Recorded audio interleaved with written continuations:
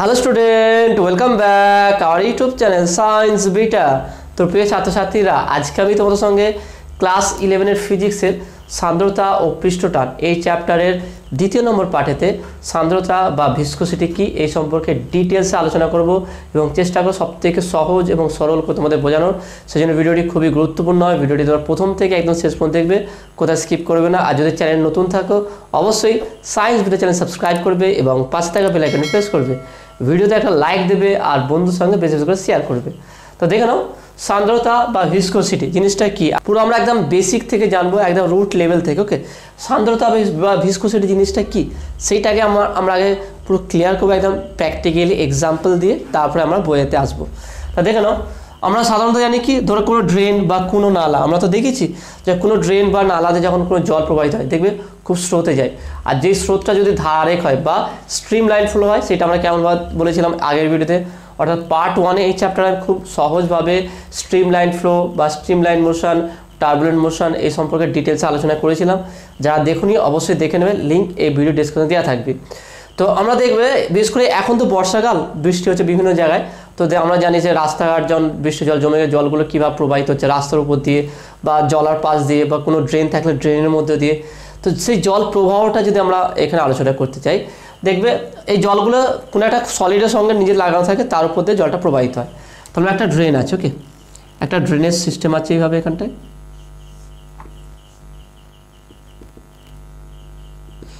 এখানে এরকম drainage system আছে, ওকে। তাহলে এই ড্রেনের মধ্য দিয়ে কী হচ্ছে, জল প্রবাহিত হয়, জলগুলো প্রবাহিত হয়। তাহলে জল যখন প্রবাহিত হয় আর সেই জলের প্রবাহ যদি ধাররেখ হয় বা স্ট্রিম লাইন ফ্লো হয়, তা সেই জলের প্রবাহগুলো কী হয়, এক একটা স্তরে বিন্যস্ত থাকে। এবার আমি তো প্রত্যেকটা জলের স্তর যদি তুমি দেখাই তোমাকে কেমন হবে দেখে নাও। অর্থাৎ আমি ধরলাম এটা হচ্ছে আমার সলিড, ওকে, এটা হচ্ছে সলিড। অর্থাৎ বলা যেতে পারে এটা হচ্ছে ড্রেনের নিচেরটা, বা কোনো নালা বা কোনো ড্রেন থাকলে তার নিচেরটা সলিড পোর্শন, ওকে, বা সলিড পজিশনটা। এর উপর দিয়ে জল প্রবাহিত হচ্ছে। তাহলে জল প্রবাহিত হবে, এরা বিভিন্ন স্তরে স্তরে প্রবাহিত হবে। তাহলে এখানে দেখলাম আমি এক একটা স্তরকে আলাদা করে ডিফাইন করছি। তাহলে জল এইভাবে স্তরে স্তরে প্রবাহিত হচ্ছে, ওকে। এটা হচ্ছে জলের বিভিন্ন স্তর। তাহলে এই সলিডের মধ্য দিয়ে বা একটা সলিড বা কোনো একটা ড্রেনের মধ্যে দিয়ে যখন জল প্রবাহিত হয় এবং সেই জল প্রবাহটা যদি ধারারেখ হয়, নর্মালি দেখে বৃষ্টির জল যদি প্রবাহিত হয় মানে টার্বুলেন্ট বা অশান্ত প্রবাহের মধ্যে দ্রুত এইভাবে বেরিয়ে যায়, যেমন জোয়ার ভাটার ক্ষেত্রে যখন জল প্রবাহিত হয় সেরকমভাবে কিন্তু কোনো বৃষ্টির জল বা কোনো ড্রেনের মধ্যে দিয়ে কোনো পাইপের মধ্যে দিয়ে জল প্রবাহিত হয়, সেটা কিন্তু ওইভাবে অশান্ত প্রবাহের মধ্যে প্রবাহিত হয় না। ওইটা সাধারণত কেমন হয়, স্ট্রিম লাইন মোশন বা ধারারেখ প্রবাহের মধ্যে ধীরে ধীরে প্রবাহিত হয়। তা যখনই কোনো ড্রেনের মধ্যে দিয়ে মানে কোনো রাস্তার পাশ দিয়ে কোনো খালের দিয়ে বা কোনো পাইপের মধ্য দিয়ে যখন জল প্রবাহিত হয়, সেই জলটা হচ্ছে কি স্ট্রিম লাইন ফ্লো হয় বা ধারে প্রবাহ হয়। এবং এই প্রবাহের সময় জলের যে স্তর আছে, আমি টোটাল ধরনের এটা হচ্ছে একটা জলের ভলিউম, ওকে, এতটুকু জল এইভাবে প্রবাহিত হচ্ছে। এদিকেও আছে পোর্শন, আমি শুধু জাস্ট একটা অংশ দেখাচ্ছি। এইভাবে জল প্রবাহিত হচ্ছে। এবার জল যখন প্রবাহিত হবে স্ট্রিম লাইন ফ্লো বা ধারারেখ প্রবাহিতে, তখন এই জলটা বিভিন্ন স্তরে স্তরে বিভাজিত হয়ে যায়, বা এরা বিভিন্ন স্তরে বা লেয়ারে, জলে দেখবে বিভিন্ন স্তর থাকে। বিশেষ করে নদীতে বা সমুদ্রতে কেউ যদি গা ধুয়ে থাকো, সেখানে দেখবে নিচে আলাদা স্পিড থাকে আর উপরে আলাদা স্পিড থাকে। জলের লেয়ারটা তুমি তখন বুঝতে পারবে ভালো করে, মানে কেউ যদি নদীতে নামে তখন সে বুঝতে পারবে যে সত্যি জলের আলাদা আলাদা লেয়ার থাকে। কী করে? তো কারণ স্পিডগুলো আলাদা হয়, নিচের লেয়ারে আলাদা স্পিড, উপর লেয়ারে আলাদা স্পিড থাকে জলের। ঠিক একইভাবে তাহলে এখানে দেখে নাও, সাধারণত কী হয়, জলের যে লেয়ারটা বা যে স্তরটি কঠিনের সঙ্গে লেগে থাকে, অর্থাৎ জলের যেই স্তরটি, অর্থাৎ যার উপরে দেখেন এই ধরলাম ড্রেনের একটা কঠিন জায়গা আছে, তার উপরে জলগুলো আছে এবং জলগুলো প্রবাহিত হচ্ছে। তা জলের যেই স্তরটি এই কঠিনের সঙ্গে লেগে থাকবে, সেই স্তরের বেগ 0 হবে, v1 = 0, ওকে। ভালো করে বুঝে নাও, এইটা হচ্ছে বেসিক কনসেপ্ট। এটা যদি দেখে না কোনো চ্যাপ্টারের উপরে ভালো কনসেপ্ট নিতে গেলে সেই চ্যাপ্টারে কেমন নিউমেরিক্যালস প্রবলেম আসে, কেমন এমসিকিউ কোশ্চেন আসে, কেমন টাইপের ডেরিভেশন আসবে, এইগুলো বোঝার আগে এর বেসিক কনসেপ্টটা তোমাকে বুঝতে হবে। যদিও তোমার কিছু কিছু অংশ খুব ইজি লাগবে, তবুও তুমি মানে মনোযোগ সহকারে বোঝার চেষ্টা করবে। এরকম আমরা অনেকবার করে দেখবে যে এটা খুব ইজি জিনিস, আমরা জানি, এটা নেক্সট করি, পরেরটা স্কিপ করে পরের পার্টটা যায়, কিন্তু তার মধ্যেও খুব গুরুত্বপূর্ণ কিছু কথা থাকতে পারে যেগুলো তোমার ইজি নয়, বা সেগুলো এর সঙ্গে খুবই গুরুত্বপূর্ণ, সেখানে এমসিকিউ কোশ্চেন হতে পারে। সেজন্য ইজি লাগলেও একটু সময় নষ্ট করে তুমি একটু ভালো করে বোঝার চেষ্টা করো যে এরপরে কী আছে, এরপরে কি, একদম দেখবে একদম স্মুথলি যদি প্রথম থেকে ভালো শেষ এন্ডিং পর্যন্ত বোঝো, দেখবে এর সম্পর্কে টোটাল কনসেপ্টটা তুমি ভালো করে বুঝতে পেরে যাবে। তাহলে আমি কি বললাম, তাহলে জলের যে স্রোত হয়, যে ধারে প্রবাহ হয়, সেই জলটা বিভিন্ন স্তরে বিভাজিত হয়, এবং যেই স্তরটা কঠিনের সঙ্গে লেগে থাকে একদম তলা একদম নিচের জায়গার সঙ্গে, তার বেগটা 0 হয়। এবং যত উপর দিকে যাব, তাহলে V2, V3, V4, V5, V6, অর্থাৎ নিচে থেকে যত উপর দিকে উঠবো, জলের স্তরগুলো যত উপর বা লেয়ারগুলো যত উপর দিকে উপর লেয়ারগুলো নেবো, তত ভেলোসিটি ইনক্রিজ করবে। ওকে, ইনক্রিজ, অর্থাৎ নিচে থেকে কঠিন অবস্থা থেকে, অর্থাৎ কঠিনের সঙ্গে যে স্তরটা লেগে থাকে তার ভেলোসিটি 0, এবং এর পরের স্তরটার ভেলোসিটি থাকবে, তারপরের স্তরটার ভেলোসিটি তার এর থেকেও বেশি হবে, তার উপর ভেলোসিটি আরও বেশি, অর্থাৎ সর্বোচ্চ একদম উপরের লেভেলটার ভেলোসিটি সব থেকে বেশি হবে। তারপরে আমরা যদি এখানে বলি যে V6 greater than V5 greater than V4 greater than V3 greater than V2 greater than V1, ওকে, অর্থাৎ নিচে থেকে যদি আমরা বিভিন্ন, এটা 6টা লেয়ারে আমি ডিভাইড করেছি। তাহলে একটা জল যদি একটা ড্রেনের মধ্যে দিয়ে বা একটা নালার মধ্যে বা পাইপের মধ্যে যে প্রবাহিত হয়, তাহলে ধরলাম সেটা 6টা স্তরে বিভাজিত আছে। তা সেখানে সবথেকে উপরে জলের সবথেকে উপরের স্তরটা, যে উপরের যে স্তর আছে তার ভেলোসিটি সব থেকে বেশি হবে, তারপরে নিচেরটা, তারপরেরটা, অর্থাৎ সব থেকে উপরে যে লেয়ারটা থাকে তার ভেলোসিটি সব থেকে বেশি হবে, সবচেয়ে নিচে যে লেয়ারটা থাকবে তার ভেলোসিটি সব থেকে কম হবে। অর্থাৎ দেখে নাও, আমি যদি একটা চিহ্ন দেখাই, তাহলে সব থেকে দেখলাম ভেলোসিটি কম, এটা V1, তারপরে ধরলাম এর ভেলোসিটি হচ্ছে V2, তারপরে তার ভেলোসিটি ধরলাম একটু বেশি আছে V3, তারপরে হচ্ছে V4, তারপর হচ্ছে V5, V6। অর্থাৎ আমরা যদি এটাকে ভেলোসিটি দ্বারা এর দ্বারা রিপ্রেজেন্ট করি,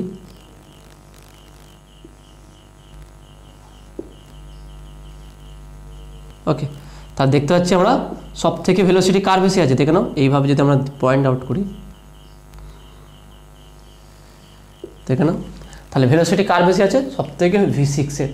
তার মানে যেই লেয়ারটা, এইভাবে গ্রাফটা হবে, কিন্তু আমরা গ্রাফ নিয়ে পরে আলোচনা করব, আগে জিনিসটা ভালো করে বুঝে নাও। জলের নিচের স্তর থেকে যত উপর দিকে ওঠা যাবে, তত জলের স্তরের বেগটা তত বৃদ্ধি হবে। সব থেকে উপরে যে জলের স্তর থাকবে তার ভেলোসিটি সব থেকে বেশি হবে, আর নিচে যেটা হবে তার সব থেকে কম হবে। মানে এখানে বলতে পারি, এখানে এমসি কোশ্চেন দিতে পারে যে জলের সবথেকে নিচের স্তর যেটা কঠিনের সঙ্গে লেগে থাকে তার ভেলোসিটি কত, 0, ওকে, এবং জলের সর্বোচ্চ স্তরের বেগ কতটা হবে, সর্বোচ্চ বেগ উপরের স্তরে। তাহলে নিচে থেকে ভালো করে বুঝে নাও, নিচে থেকে যত উপর দিকে উঠবে তত ভেলোসিটি প্রত্যেক স্তরে বাড়বে, আর উপর থেকে যত নিচের দিকে নামা তত ভেলোসিটি তত কমবে। তাহলে কোনো একটা ড্রেনের মধ্যে দিয়ে, কোনো পাইপের মধ্যে দিয়ে বা নদীতে যে জলের স্রোত প্রবাহিত হচ্ছে, তা সেখানে সব থেকে উপরে যে স্তরটা আছে জলের, তার স্রোতটা, তার বেগটা সর্বোচ্চ হবে, এবং ধীরে যত নিচে নামা যাবে তত তার বেগগুলো ধীরে ধীরে কমতে থাকবে। একদম যেই স্তরটা আর নিচের মাটির সঙ্গে লেগে গেছে বা ভূমির সঙ্গে লেগে গেছে, সেই স্তরের বেগ প্রায় 0 হয়ে যাবে। ওকে, তো আসলে তুমি এটা বুঝতে পেরেছো।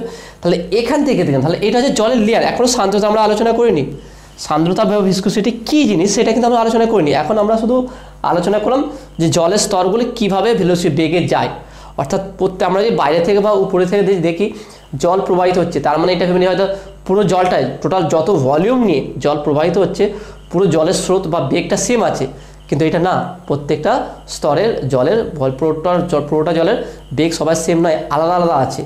অর্থাৎ উপরেতে যে জলটা স্রোত দেখতে পাচ্ছি তার বেগটা সর্বোচ্চ হবে, এবং এর নিচে যত জলের স্রোতগুলো মানে স্তরগুলো আছে বা লেয়ারগুলো আছে তাদের বেগ ধীরে ধীরে কমবে। এবার সান্দ্রতাটা কী, তাই না, আমাদের কোশ্চেন আছে সান্দ্রতাটা কী, তার সঙ্গে এটা কি রিলেটেড আছে। এবার দেখেন, এবার কী করবে দেখেন, তাহলে এই জলগুলো যখন, এবার আমরা জানি কোনো একটা স্তর স্তর যায়, জল একসঙ্গে প্রবাহিত হয়, অর্থাৎ জলের স্তর যখন যায় প্রত্যেকটা স্তরে একসঙ্গে প্রবাহিত হবে। কিন্তু আমরা যদি ভালোভাবে দেখি, যে এর V6 উপর স্তরের বেগ বেশি, তাহলে এই জলটা এই স্তরটা আগে চলে যাবে, এই স্তরটা পরে যাবে, তারপরে এটা যাবে, আর এই স্তরটা থেকে যাবে না, তাই না? এরকম। কিন্তু এরকম কি অ্যাকচুয়ালি হয়? এটা তো হয় না। যা হয় একদিকে প্রবাহিত হয়, একসঙ্গে প্রবাহিত হয়। তাহলে অ্যাকচুয়ালি ঘটে এটা কি? ঘটবে এইটা দেখবে যখন এই মানে তাহলে বলতে পারি কি এই জলের আমি A6 ধরলাম, এটাকে A5 ধরলাম, ত্বরণটা বা অ্যাক্সিলারেশন। তার মানে আমি বলতে চাইছি যে A6 greater than A5, A6 এর ত্বরণটা বা উপরের লেভেলের ত্বরণটা সব থেকে বেশি হবে, নিচের লেভেলের ত্বরণটা ওর থেকে তুলনায় একটু কম হবে। এবার দেখুন জলের স্তরগুলো কি থাকে, ফাঁকা ফাঁকা থাকে, এইভাবে একটা স্তর আছে, এই একটা স্তর আছে, এভাবে থাকে না, একে অপরের সঙ্গে জোড়া অবস্থা থাকে, পুরো কানেক্ট করা অবস্থায় স্তরগুলো, জলের স্তর পুরো জলগুলো সব একসঙ্গে মিলেমিশে থাকে। তাহলে মিলেমিশে থাকার জন্য যদি একটা লেয়ার, ভালো করে দেখে নাও, তোমার সঙ্গে সব থেকে এটা বেস্ট এক্সাম্পল তুমি বুঝতে পারছো, যদি দেখবে আমরা ছোটোবেলায় স্কুলে করতাম এরকম, যে সাইকেল চালাতাম, একটা বন্ধু সাইকেল না চালিয়ে সাইকেলে কেরিয়া বা পিছনেটা ধরে রাখতো, তো সে সাইকেল চালাবে আর এও তার সঙ্গে যাবে। তারপরে কি হচ্ছে, যদি সাইকেলটা ছেড়ে দেবে, দেখে না, চলো এটা হচ্ছে একটা সাইকেল, ওকে, এটা হচ্ছে কেরিয়া, তাহলে এখানে একটা সাইকেল,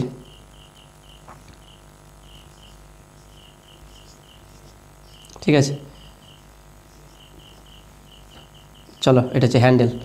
তা দেখবে এখানে কি করা হয়, এর সঙ্গে যদি এটা যদি কানেক্ট না করি, ভেবে নাও যদি এটা নর্মালি যেই বেগে গতিশীল হবে, কেউ যদি সাইকেল চালাচ্ছে, ধর এটা এই সাইকেলটা চালাচ্ছে, যেই বেগে এই সাইকেলটা গতিশীল হবে, যদি কেউ হাত বাড়িয়ে এই সাইকেলের কেরিয়া ধরে নেয়, তাহলে এই যে বেগে যাচ্ছে, তাহলে একেও টেনে নিয়ে যাচ্ছে, তাহলে এ কী করবে, এর বেগটা কি আগের মতো সেম থাকবে না কমে যাবে? তাহলে যেই ভেলোসিটিতে একটা সাইকেল বা একটা বাইক যাচ্ছিলো, এবার হঠাৎ করে কেউ যদি তা সেই বাইকের বা সাইকেলের পিছনে ধরে থাকে এবং সে তাকেও টেনে নিয়ে যেতে হবে, তাহলে বলো একই স্পিডে কি যেতে পারবে? তার স্পিডটা বা বেগটা একটু কমে যাবে। কমাচ্ছে কে? এইটা। তার মানে এখানেও স্তরের ক্ষেত্রে এটা একই কেস ঘটে। অর্থাৎ যেহেতু V6 আর V5 এই দুটো স্তর পরস্পর একই সময় কানেক্ট করা আছে, যখন এই বেগটা উপরের স্তরটা, ভালো করে বুঝে নাও, যখন উপরের স্তরটা আগে যাওয়ার চেষ্টা করবে, তখন এর নিচে থাকা যে স্তর আছে সেই স্তরটা এই উপরের স্তরকে আটকে ধরবে, ঠিক কেরিয়া ধরার মতো, সাইকেলের কেরিয়াকে যেমন আটকে ধরে নেয়। ইমাজিন করার চেষ্টা, তোমরা এটা বুঝতে পারছো কারণ স্কুলে তোমরা এগুলো করেছো।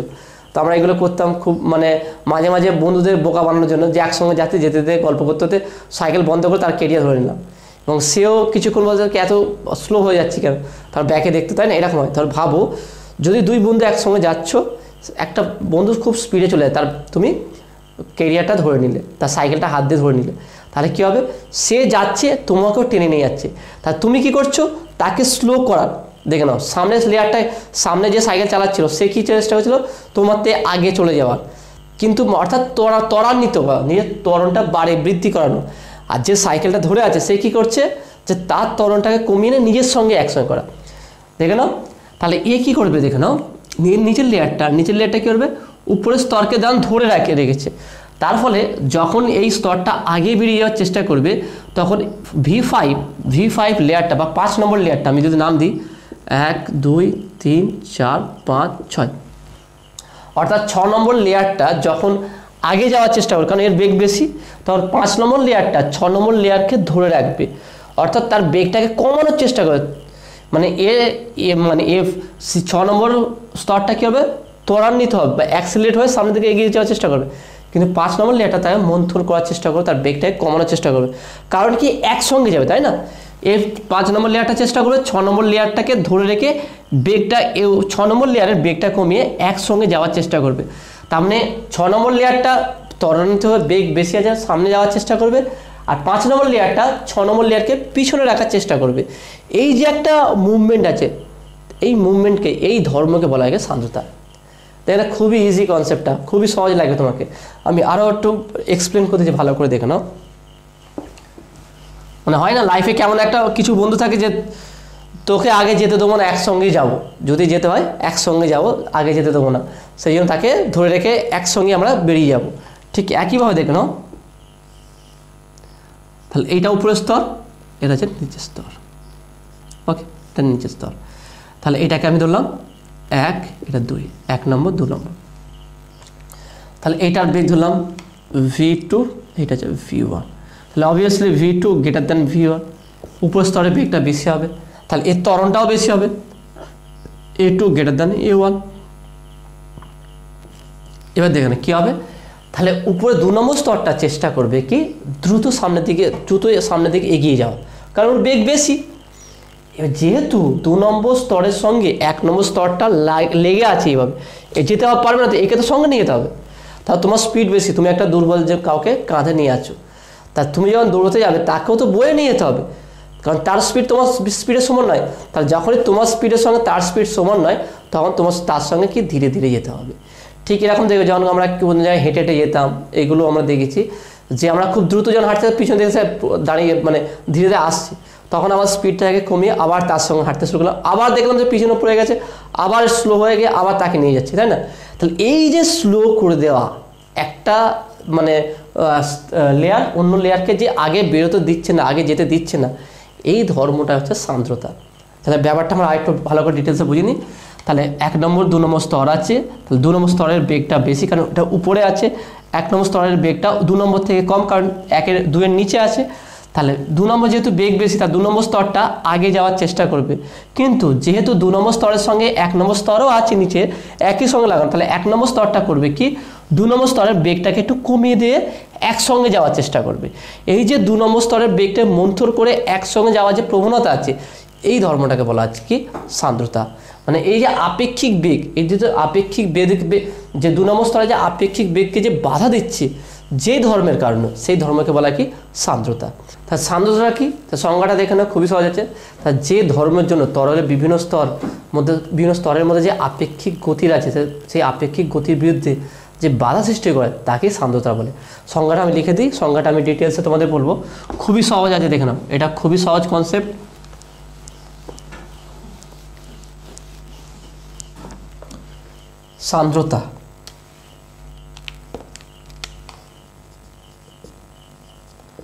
সান্দ্রতা ওকে, বা ভিসকোসিটি, যে ধর্মের জন্য তরল তার বিভিন্ন স্তরের, ওকে, তরল তার বিভিন্ন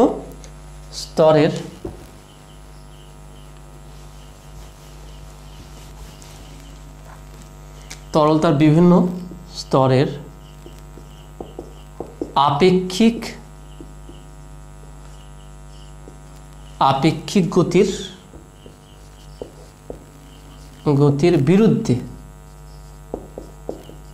বিরুদ্ধে বাধা সৃষ্টি করে তাকে তরলের সান্দ্রতা বলে, সান্দ্রতা বা ভিসকোসিটি, ব্র্যাকেটে লিখে দেবে ভিসকোসিটি বলে। ওকে, চিন্তার কোনো বিষয় নেই, আমি পুরো সংজ্ঞাটা পুরো ডিটেলসে সহজভাবে তোমাদের বুঝিয়ে দেবো। আমি বলছি প্রত্যেকটা টপিক, প্রত্যেকটা জিনিস আমি সব থেকে সহজ করে বুঝিয়ে দেবো, সেই জন্য মনোযোগ সহকারে প্রত্যেকটা জিনিস বোঝার চেষ্টা করো। তাহলে এখানটায় কী বলেছে দেখলো, যে ধর্মের জন্য তরল তার বিভিন্ন স্তরের আপেক্ষিক গতির বিরুদ্ধে, বিভিন্ন স্তর, আমি এখানে 2টো স্তর দিচ্ছি,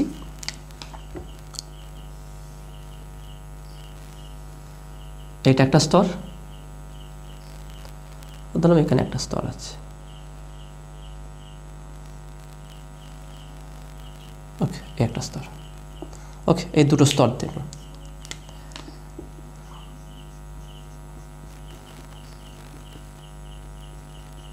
এটা একটা স্তর, ওকে, তাহলে ধরলাম 2টো স্তর আছে, ওকে, 2টো জলের স্তর ধরলাম এটাকে।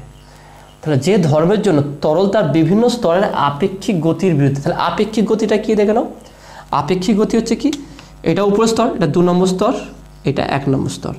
তা 2 নম্বর স্তরটার বেগ হচ্ছে এদিকে V2, আর 1 নম্বর স্তরের বেগ হচ্ছে কি V1। তাহলে V2 যেহেতু আমার V2 গ্রেটার দেন V1, তাহলে অবশ্যই 2 নম্বর স্তরটা আগে যাওয়ার চেষ্টা করবে, কিন্তু যেহেতু 1 নম্বর স্তরটা এর সঙ্গে লাগানো আছে, তাহলে 1 নম্বর স্তরকে ছেড়ে যেতে পারবে না, তাহলে 1 নম্বর স্তরটাকে সে আগে নেওয়ার চেষ্টা করবে। তাহলে এখানে কী করে দেখে নাও, 2 নম্বর তাহলে 2 নম্বর স্তরটা দেখে নাও, সব থেকে ইজি এক্সাম্পল দেখে নাও, আমি যদি স্পিডে চলি, আমি যদি স্পিডে সাইকেল চালাই বা স্পিডে হাঁটতে থাকি, তাহলে আমি চেষ্টা করবো কি আমার সঙ্গে যে আছে আমার সাথী বা আমার বন্ধু, সেও যেন আমার সঙ্গে একই স্পিডে চলে বা একই স্পিডে সাইকেল চালায়। তাহলে আমি চেষ্টা করবো কি তার বেগটা বাড়ানো। সেই জন্য দেখবে যখন কোনো ঘুরতে যাই আমরা বলি কি তাড়াতাড়ি চলতে পারিস না, তাড়াতাড়ি চল, তাড়াতাড়ি আয়। তার মানে আমার টেন্ডেন্সি কী থাকবে, যদি আমি স্পিডে থাকি, যে তাকে তার স্পিডটা, যে আমার সাথী আছে বা আমার বন্ধু আছে যে আমার পিছনে পড়ে যায়, তাকে আমার বেগে নিয়ে আসা, অর্থাৎ তার বেগকে বৃদ্ধি করা, তার বেগটা ত্বরান্বিত করা, বেগটাকে বৃদ্ধি করে নিয়ে যাওয়া। তাহলে 2 নম্বর লেয়ারটা চেষ্টা করবে 1 নম্বর লেয়ারটার বেগটা বৃদ্ধি করানো। কিন্তু যে পিছনে পড়ে আছে সে কি চেষ্টা করবে, যেহেতু সে যদি না পারে সে চেষ্টা করবে তার বেগটাকে হ্রাস করার। তার মানে তাহলে কি ঘটবে দেখে নাও, 1 নম্বর লেয়ারটা 2 নম্বর লেয়ারকে পিছনের দিকে একটা বল প্রযুক্ত করবে। তাহলে এফ বল ভালো করে দেখে নাও, 1 নম্বর লেয়ারটা 2 নম্বর লেয়ারের উপর পিছনের দিকে, যেই দিকে 2 নম্বর লেয়ারটা ঘুরছিল তার বিপরীত দিকে একটা বল প্রযুক্ত হবে, যার ফলে তার বেগটা থেমে যাবে। আর 1 নম্বর লেয়ার 2 নম্বর লেয়ারটা 1 নম্বর লেয়ারের উপরে ওর দিকে একটা বল প্রযুক্ত হবে, তারপর এখানে ইকুয়াল এর অপোজিট একটা ফোর্স অ্যাপ্লাই হবে। তাহলে এর ফলে যে বেগ হবে সেই বেগটাকে আমরা হচ্ছে আপেক্ষিক বেগ। আপেক্ষিক বেগ কখন বলে, যখন দুটো বস্তুই গতিশীল থাকে। আমরা এটা আলোচনা করেছিলাম, ভেক্টরও আলোচনা করেছিলাম যে আপেক্ষিক বেগের ব্যাপারে। তাহলে এখানে আপেক্ষিক বেগ সৃষ্টি হচ্ছে মানে কারণ দেখে নাও, তার মানে নিশ্চয়ই আপেক্ষিক বেগ মানে হচ্ছে হয় একটা বেগ বেশি আছে না একটা বেগ কম আছে, এই কেসে থাকবে। তাহলে এখানে দেখতে পাচ্ছি কি এই দুটো লেয়ার, দুটো যে জলের স্তর হয় তার দুটো বেগ আলাদা হচ্ছে। তাহলে একটা সামনের দিকে যাচ্ছে আর একটা তার পিছনে আছে একটু। তাহলে উপরে যে 2 নম্বর লেয়ারটা যে বেশি বেগে যাচ্ছে সে চেষ্টা করবে যে তার নিচের লেয়ারের বেগটা আরও বৃদ্ধি হোক, তাকে ত্বরান্বিত করার চেষ্টা করবে। যে পিছিয়ে পড়ে যাচ্ছে তাকে আগে নিয়ে আসার চেষ্টা করবে, এবং যে পিছনে পড়ে আছে সে চেষ্টা করবে তার সঙ্গে ব্যাকে আসা, তাই না? সেই জন্য যে তুমি যা বারবার ফেল করে, যারা লাইফে সাকসেস পায় না, তাদের সঙ্গে বসে যাও, তারা বলে এসব কী হবে, মানে তারা অন্যরকম একটা গল্প বলবে, তাই না? তা যারা দেখবে সফল হয়েছে তাদের কাছে যাও, যদি ভালো হয় মনোমানসিকতা যদি ভালো হয়, তারা দেখবে তোমার মোটিভেট করবে তোমাকে। তারা বলবে, তোমাকে বোঝাবে যে নেগেটিভিটি সব দূর থেকে কীভাবে পজিটিভিটি নিয়ে এসে কীভাবে মানে মনকে শক্ত করে কীভাবে স্বপ্নকে পূরণ করে সেগুলো তোমাকে শেখাবে। সেই জন্য এই দুটো জিনিস তুমি বুঝতে পারবে। তুমি লাইফে এই শান্ততা আমরা শুধু ফিজিক্সের ক্ষেত্রেই বুঝবো না, এটা প্র্যাকটিক্যাল লাইফেও বোঝার চেষ্টা করে দেখবে, তবে আরও ডিটেলসে আমরা বুঝতে পারবো। দুটো বন্ধুর কথা বললাম, একটা বন্ধু যে ফেলিয়ার হয়ে গেছে, সে কখনো সাকসেস হয় না, সফল হয় না যে কোনো কাজেতে, তো তার কাছে যাও, সে দেখবে তোমাকে বলবে এসব কী আছে, একদিন মারা যেতে হবে, একদিন এই করে যাবে, হাজার রকম গল্প শোনাবে। তা তোমার মনটা ভেঙে দেয়, ছোটো করে দরকার নেই, সব কী আছে, এত কিছু করে কী পাবি, এই পাবি, অনেক রকম গল্প শোনাবে। তারপর সেটা কি, সেটা হচ্ছে 1 নম্বর লেয়ার। সে সবসময় চেষ্টা করবে সে যেই লেভেলে যেই স্টেজে বসে আছে, যেই স্টেজে পড়ে আছে, তোমাকে সেই স্টেজে রেখে দেওয়ার। আর যে সবসময় সাকসেস হয়েছে, সফলতা অর্জন করেছে, সর্বদা একদম ফার্স্ট থাকে সমস্ত বিষয়ে, আপ টু ডেট থাকে, মন মানসিকতা, এবারে কিছু খারাপ ছেলে থাকতে পারে, খারাপ স্টুডেন্টরা ছেলেমেয়েরা থাকতে পারে, কিন্তু যাদের মন মানসিকতা ভালো বোঝে সেই সমস্ত স্টুডেন্টদের কাছে যদি তুমি যাও, তারা দেখে তোমাকে মোটিভেট করবে, তোমাকে বিভিন্ন জায়গা থেকে তোমার যে দুর্বলতা থাকে, তোমার যে সমস্ত জিনিস উইক পয়েন্ট সেইগুলো তোমাকে স্ট্রং পয়েন্ট তোমাকে বলবে, এবং সেইগুলো দ্বারা তুমি আরও মোটিভেট হবে। তাহলে এই চেষ্টা করো কি তাকে এগিয়ে নিয়ে যাওয়া। তাহলে এখানে জলের স্তরের ক্ষেত্রে সে একই হবে। তাহলে উপর লেভেলটা কী করবে, যেই লেভেলটার ভেলোসিটি বেশি আছে সেই চেষ্টা করো কি নিচের লেয়ারটাকে তার সঙ্গে নিয়ে যাওয়া, তার স্পিডটা ইনক্রিজ করা। 1 নম্বর লেয়ার বেগটা কী করে বৃদ্ধি করা যায়, সে সামনের দিকে একটা বল প্রযুক্ত করবে 1 নম্বর লেয়ারের উপরে। তাহলে 2 নম্বর লেয়ার 1 নম্বর লেয়ার উপরে সামনের দিকে একটা বল প্রযুক্ত করবে যাতে করে স্পিড বেড়ে যায়। আর ঠিক অনুরূপভাবে 1 নম্বর লেয়ারটা 2 নম্বর লেয়ারটা যেহেতু আগে চলে যাচ্ছে আর এর পিছনে আসতে চেষ্টা করবে কি এটা পিছনের ব্যাকে টেনে নেওয়ার, এর বেগটাকে মন্থর করার চেষ্টা করবে। তাহলে এর 2 নম্বর লেয়ারের বিপরীত দিকে একটা বল প্রযুক্ত করবে, যার ফলে এটা বেগটা মন্থর হয়ে যাবে। তাহলে এই দুটো জলের স্তরের মধ্যে যে ভেলোসিটি চেঞ্জিং হচ্ছে এটাকে বলে আপেক্ষিক বেগ। তাহলে এই তাহলে আমরা দেখতে যে ধর্মের জন্য তরল তার বিভিন্ন স্তরে, তাহলে বিভিন্ন স্তর আমি দুটো স্তর দেখালাম, তাহলে বিভিন্ন স্তরের মধ্যে আপেক্ষিক বেগের বিরুদ্ধে বাধা সৃষ্টি করে। তাহলে এই যে বেগের এই যে V2 V1 যে বেগের স্তর দেখালো, এই বেগের বিরুদ্ধে যে বাধা সৃষ্টি করছে, তাহলে বাধা সৃষ্টি করছে, তাহলে 1 নম্বর লেয়ারটা 2 নম্বর লেয়ারের বেগের উপরে কি বাধা সৃষ্টি করছে। তাহলে যে বাধা সৃষ্টি করে তাকে তরলের সান্দ্রতা বলে। তার মানে এই তরলে এই যে প্রপার্টিস আছে, এই যে ধর্ম আছে, যার ফলে একটা স্তর আরেকটা স্তরে ছেড়িয়ে চলে যাচ্ছে না। যদি এরকম হতো তাহলে থেকে বিভিন্ন স্তর চলে যেত, ধীরে ধীরে প্রবাহিত। তাহলে এরা হয় না। তাহলে কেন হয় না? সমস্ত জলের স্তরের বেগ আলাদা হওয়ার সত্ত্বেও তারা একই সঙ্গে প্রবাহিত হয়। কারণ কি? এই সান্দ্রতা বা এই ভিসকোসিটি ধর্মের জন্য। কারণ কি এরা একে অপরকে চেষ্টা করে কি সামনের দিকে নিয়ে যাওয়া। তাহলে আমরা এটা কি বুঝলাম, তাহলে যে ধর্মের জন্য তরলতার বিভিন্ন স্তরের আপেক্ষিক গতির বিরুদ্ধে যে বাধা সৃষ্টি করে তাকে তরলের সান্দ্রতা বলে। তাহলে এই যে বাধা সৃষ্টি হলো, এই যে একটা স্তরকে ছাড়া আর একটা স্তর যেতে পারবে না, তাহলে একটা স্তর চেষ্টা করবে কি বেগ বৃদ্ধি করতে, আর একটা স্তর চেষ্টা বেগটা কমাতে, এর ফলে এইভাবে স্তরগুলো একে অপরের সঙ্গে চলে যাবে। তাহলে জলের এই যে ধর্মগুলো আছে জলের মধ্যে, সেই ধর্মকে বলা কি সান্দ্রতা। ওকে, তো আসলে তুমি এটা বুঝতে পেরেছো সান্দ্রতা সম্পর্কে একদম বেসিক কনসেপ্টটা আসলে তোমার ক্লিয়ার হয়েছে। এবার দেখুন এই সান্দ্রতাকে ফ্রিকশনের সঙ্গেও কম্পেয়ার করা হয়। অর্থাৎ কোনো বস্তু দেখবে আমরা যে রাস্তায় চলি বা কোনো কিছু গাড়ি যখন চলে, চাকার যে ফ্রিকশন যে ঘর্ষণ থাকে, যে একটা দেখে না যখন একটা রাফ প্লেনের উপর দিয়ে কোনো জিনিস বস্তু চলতে দেখে সেখানে ঘর্ষণ বল তার বিরুদ্ধে কাজ করে। অর্থাৎ কোনো বস্তু যদি সামনে দিয়ে গতিশীল হয়, ভালো করে দেখে নাও, কোনো বস্তু যদি সামনে দিয়ে গতিশীল হয় তাহলে ঘর্ষণ বলটা কোন দিয়ে কাজ করবে, এই দিয়ে কাজ করবে, তাই না? অর্থাৎ বস্তু যদি গতিশীল হবে তার বিপরীত দিকে ঘর্ষণ বল কাজ করবে। তাহলে এখানেও দেখে নাও 2 নম্বর লেয়ারটা সামনে দিয়ে গতিশীল আছে, কিন্তু তার বিরুদ্ধে আবার কি করছে 1 নম্বর লেয়ারটা বল প্রযুক্ত করছে। তাহলে এটা একটা ফ্রিকশনের মতনই, ঘর্ষণের মতো, একটার সঙ্গে আর একটা যেমন লেগে থাকে, যেখানে একটার সঙ্গে একটা লেগে থাকলে যেমন যদি গতিশীল বেশি হয়ে থাকে তাহলে একটা বিরুদ্ধে যে ঘর্ষণ হয় না, ঠিক এখানেও জলের ঘর্ষণ আকারে মানে একটা বলা হয়। তাহলে জলের অভ্যন্তরীণ ঘর্ষণ সান্দ্রতা সেই হিসাবে এখানে এক্সপ্লেন করা হয়। ওকে, তো আসলে তুমি এটা বুঝতে পেরেছো। তবে এখানে একটা পার্থক্য আছে, সেটা হচ্ছে কি যে এই ঘর্ষণ বলটা কঠিনের ক্ষেত্রে যে ঘর্ষণ বল থাকে সেটা কিন্তু তরলের তলের কোন তলে তার উপর ক্ষেত্রফলের উপর ডিপেন্ড করে না, যেখানে সান্দ্রতা তলের উপর ডিপেন্ড করে। ওকে, এখানে আরেকটা জিনিস আমরা আলোচনা করবো, সেটা হচ্ছে কি সমস্ত তরলের সান্দ্রতা কিন্তু সেম নয়। যত রকম আমরা তরল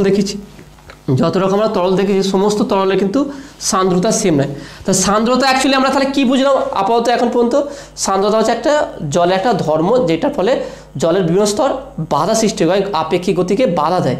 তাহলে এই সান্দ্রতা কি সমস্ত তরলের ক্ষেত্রে সমান হবে?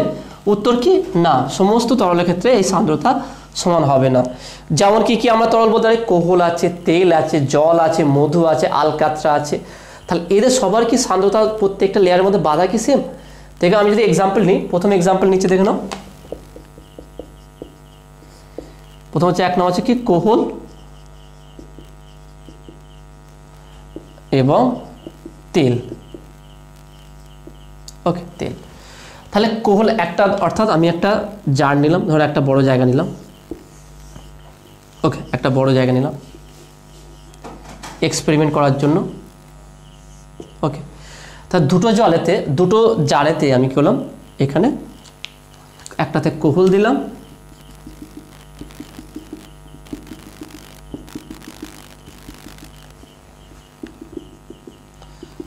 আর একটাতে তেল দিলাম।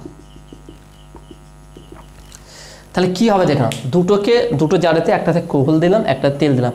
এবার একটা কোনো কিছু নিয়ে আমি নেড়ে দিলাম। ওকে, এবার নেড়ে দিলাম। হয়তো দেখবো আমরা এগুলো ছোটোবেলায় বড় বালতিতে জল দিয়ে বা সাবান ফাবান গুলে হাত দিয়ে এরকম ঘুরে, বা মায়েরা দেখবে কাপড় ফাপড় কাচার সময় আগে সাবান সার্ফ দিয়ে গুলে দেয়, তাই না? এইভাবে দেখবে গুলে দেওয়ার পরে হাত সরিয়ে নেবে, ঘুরতে থাকে অনেকক্ষণ ধরে, এই জলটা ঘুরতে থাকে এইভাবে, তাই না? ঠিক এইভাবে আমরা যদি এই একটাতে কোহল দিলাম আর একটা তেল দিলাম, দিয়ে এবার নেড়ে ঘুরিয়ে দিলাম। ওকে, এবার নাড়িয়ে দুটোতে নাড়িয়ে ছেড়ে দিলাম, ঘুরবে। ঘুরতে দেখা যাবে যে তেলটা আগে শান্ত হয়ে কিছুক্ষণ পরে থেমে যায়, তেলটা আগে থেমে যাবে আর কোহলটা পরে থামবে। এর মানে কি? এর মানে হচ্ছে দেখে নাও, যদি বাধা বেশি হয় তার দ্রুত থেমে যায় কোনো জিনিসের, যেমন তো একটা লেয়ার সঙ্গে আর একটা লেয়ার যাচ্ছে, তাহলে এদের মধ্যে যদি বাধা বেশি হয়, অর্থাৎ বাধা বেশি মানে কি সান্দ্রতা বেশি, তা যার সান্দ্রতা বেশি সেটা বেশি সচলতা থাকবে, বেশিক্ষণ ঘুরবে, না যার বাধা কম সে বেশিক্ষণ ঘুরবে? তো আমরা বলতে পারি যার বাধা কম, লেয়ারের মধ্যে একে অপর লেয়ার সঙ্গে সংঘর্ষ কম আছে, সে বেশিক্ষণ ধরে ঘুরবে। অর্থাৎ যাদের আমি যদি সান্দ্রতার কনসেপ্টে বলি, তা তরলের এক এক স্তরের মধ্যে যার বাধা বেশি আছে সেই তরলটা দ্রুত স্থির হয়ে যাবে, আর যেই স্তরের মধ্যে বাধা কম আছে সেটা অনেকক্ষণ ধরে ঘুরবে। এখানে দেখবে তেল আগে থেমে যাবে, তেলটা আগে থেমে যাবে, কোহলটা অনেকক্ষণ পরে থামবে। তার মানে কোহলটা অনেকক্ষণ ধরে ঘুরবে, মানে তেলের তুলনায় কোহলটা অনেকক্ষণ ধরে ঘুরবে। এর মানে হচ্ছে কি এর সচলতা বেশি, সচলতা বেশি। ওকে, আর এর ক্ষেত্রে কি হবে, যেহেতু এর আগেটা থেমে যাবে তাহলে তেলের সচলতা কম, তা কম সচলতা বা মোবিলিটি বলা যায়, অর্থাৎ কত স্মুথলিভাবে মুভমেন্ট করতে পারে সেটা। 2 নম্বরটা দেখে নাও, সচলতা বেশি আর এখানে সচলতা কম। সচলতা কম মানে কি খুব দ্রুত থেমে যাবে, থেমে যাচ্ছে মানে কি সান্দ্রতা বেশি না কম? সান্দ্রতা বেশি, তাহলে এটা সান্দ্রতা বেশি, সান্দ্রতা বেশি। তাহলে যার সচলতা কম অর্থাৎ যে খুব তাড়াতাড়ি স্থির হয়ে যায়, তা সেই তরলের লেয়ারের মধ্যে যে এই বলটা আপেক্ষিক বলের বিরুদ্ধে যে বাধাটা বেশি হবে, সেই দ্রুত থেমে যাবে, অর্থাৎ তার সান্দ্রতা বেশি হবে। তা যার সান্দ্রতা বেশি তার মোবিলিটি কম বা সচলতা কম, আর যার সচলতা বেশি হবে তার সান্দ্রতা কী হবে? কম হবে, সান্দ্রতা কম। ঠিক একইভাবে আমরা এক্সাম্পল নিতে পারি আরও দুটো জিনিস, একটা হচ্ছে কি জল আর 2 নম্বর হচ্ছে কি মধু। একইভাবে নাও, দুটোতে আলাদা আলাদা করে বসাও, কার সান্দ্রতা বেশি হবে? মধুর বেশি হবে, কারণ মধু গাঢ় আছে, লেয়ারগুলো আরও এর ভেলোসিটি কম হবে। তাহলে একটা জারেতে মধু আর একটা জারেতে যদি আমি জল দিই, দুটোকে একইভাবে যদি ঘুরিয়ে ছেড়ে দিই তাহলে কী হবে? খুব দ্রুত মধু থেমে যাবে এবং জলটা কিছুক্ষণ ধরে ঘুরতে থাকবে।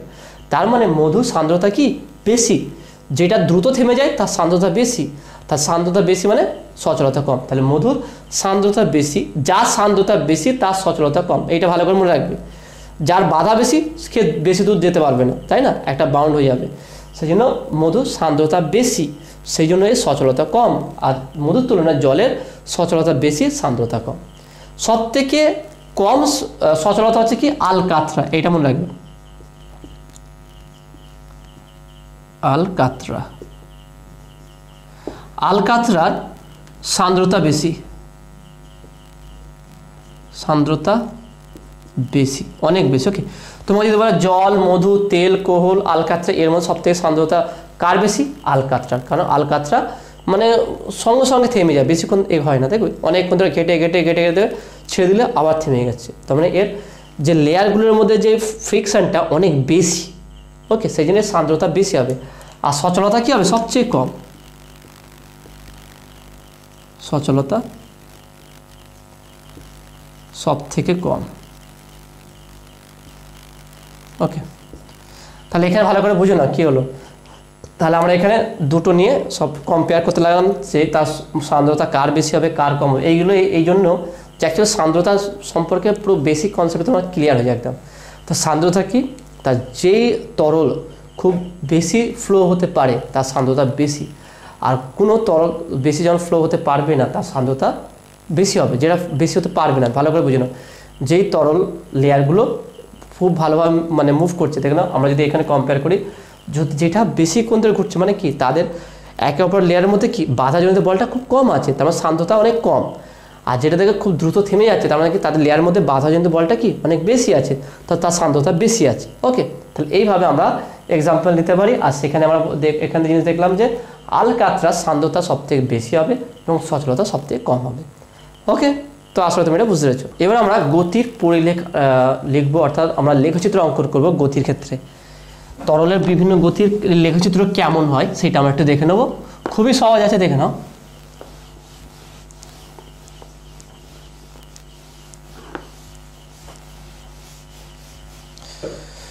গতির পরিলেখ,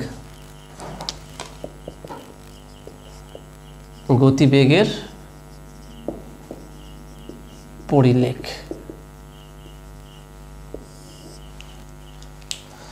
প্রথমে আমরা নেব কি অসান্দ্র তরল। অসান্দ্র তরল,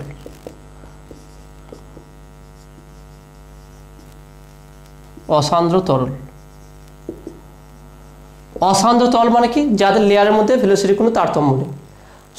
সান্দ্র তরল মানে হচ্ছে কি প্রত্যেকটা লেয়ারের মধ্যে ভেলোসিটি কম বেশি আছে, যেটা আলোচনা করলাম। অসান্দ্র তরল মানে কি বুঝে নাও, তাহলে এটা হচ্ছে আমার কঠিন লেয়ার। ওকে, এটা কঠিন স্তর একটা আছে, তাহলে এর উপরে জলের স্তরগুলো আছে।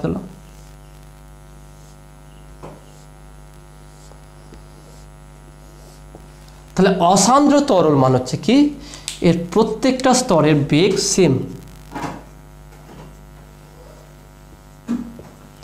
অর্থাৎ v1 v2 v3 v4, v5, v6, v6 v1 equal to v2 equal to v3 equal to v5 equal to v6 যদি এরকম হয়, অর্থাৎ প্রত্যেকটা স্তরের বেগ সেম আছে, ওকে, এবং তাদের প্রত্যেকটা স্তর হচ্ছে একই বেগে মুভ করবে, তাহলে যদি এরকম হয়, অর্থাৎ এখানে দেখতে হচ্ছে কি প্রত্যেক স্তরের মধ্যে আপেক্ষিক একটা বেগ নেই, ওকে, বাধাজনিত কোনো বল নেই, তা যেখানে কোনো বাধাজনিত বল নেই সেখানে হচ্ছে কি সেটা অশান্ত তরল। তাহলে অশান্ত তরলের অর্থে দেখে নাও, তাহলে এটা কি এই যদি লেখচিত্র অঙ্কন করি, একটা যদি লাইন টানি সেটা একটা স্ট্রেট লাইন হবে, তাহলে এটা একটা সরল রেখা হবে। এক্ষেত্রে গতিবেগের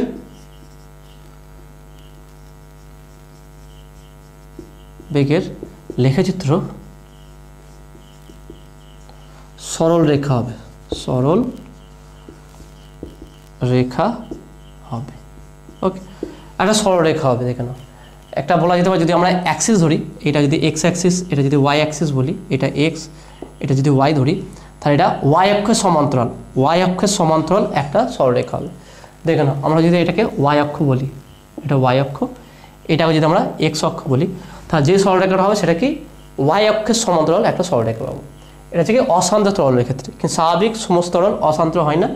তাহলে 2 নম্বর হচ্ছে কি সান্দ্র তরল।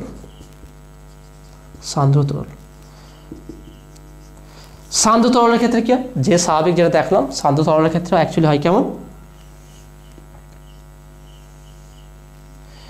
এটা কোনো কঠিন তল আছে, তা সান্দ্র তরলটা কেমন দেখে নাও,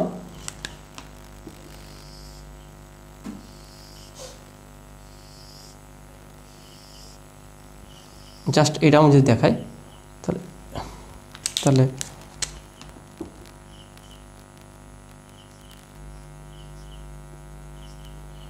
এবার ভেলোসিটি কমবে। অর্থাৎ আমি যদি এখান থেকে ড্র করি এটা, তাহলে সব থেকে ভেলোসিটি কোনটা বেশি হবে, উপরের স্তরের, তারপরেরটা,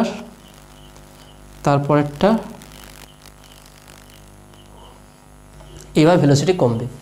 তারপরে যদি আমি বলি এটা 1 2 3 4 5, তাহলে এটা কি v6 v5 v4 v3, ওকে, দেখে নাও v5 v6 এটা 5 হবে, 5 4 3 2 v1, ওকে। সর্বোচ্চ বেগ কার বেশি হবে, সেটা v5 এর, তাহলে আমরা এখানে v5 greater than v4 greater than v3 greater than v2 greater than v1। তার সর্বোচ্চ উপরে যে স্তর থাকবে তার বেগটা বেশি হবে আর নিচেরটা কম হবে। তাহলে এই বেগের মাথাগুলো যে নিয়ে আমি যদি এইভাবে লাইনটা নিই, তাহলে এটা হচ্ছে কি এই যে লেখচিত্র পেলাম, প্রত্যেকটা বেগকে যুক্ত করে যেই লেখচিত্রটা পেলাম, এই লেখচিত্রটাকে বলা কি গতিবেগ পরিলেখ, ওকে, এইটা হচ্ছে কি আমার গতিবেগ পরিলেখ এইটা। এবার দেখে নাও, আমরা যদি একটা টিউবের ভিতরে যে জলের স্তর থাকে, অর্থাৎ ধরো এখানে একটা টিউব আছে, ওকে,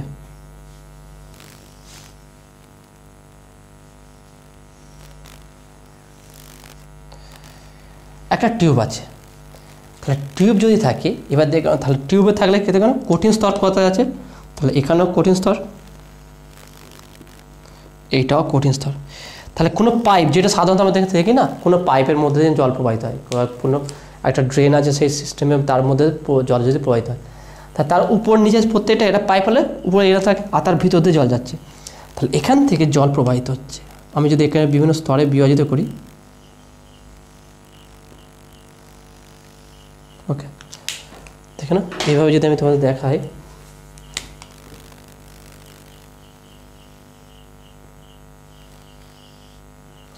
এটা যে বিভিন্ন জলের স্তর,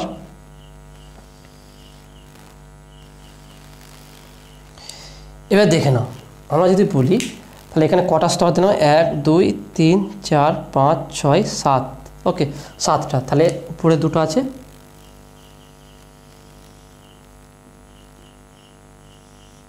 আর এখানে একটা আছে, তা দেখে নাও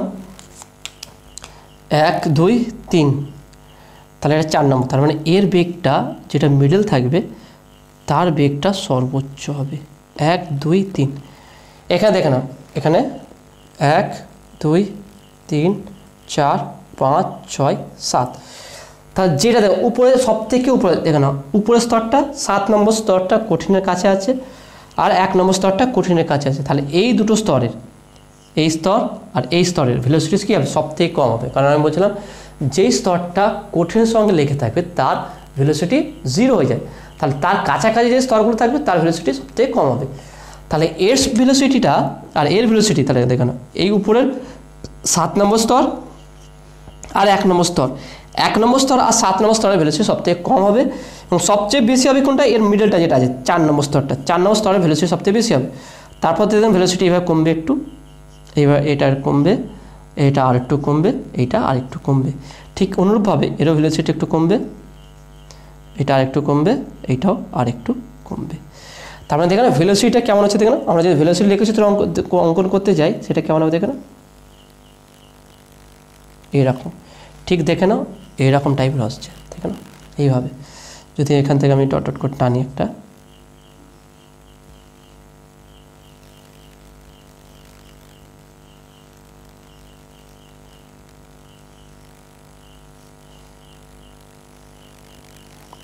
বইয়ে দেখবে এরকম ছবি দেওয়া আছে,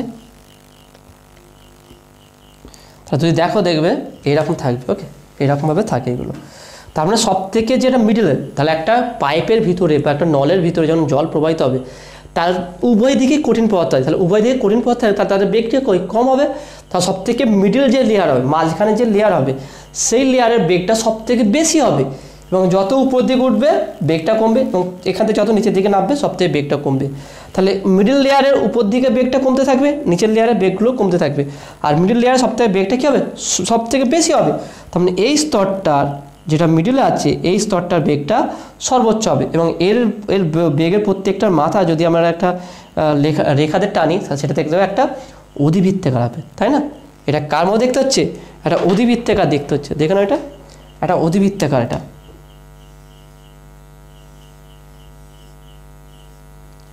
এটা একটা অধিবৃত্তের মতো, একটা অধিবৃত্তাকার, অর্থাৎ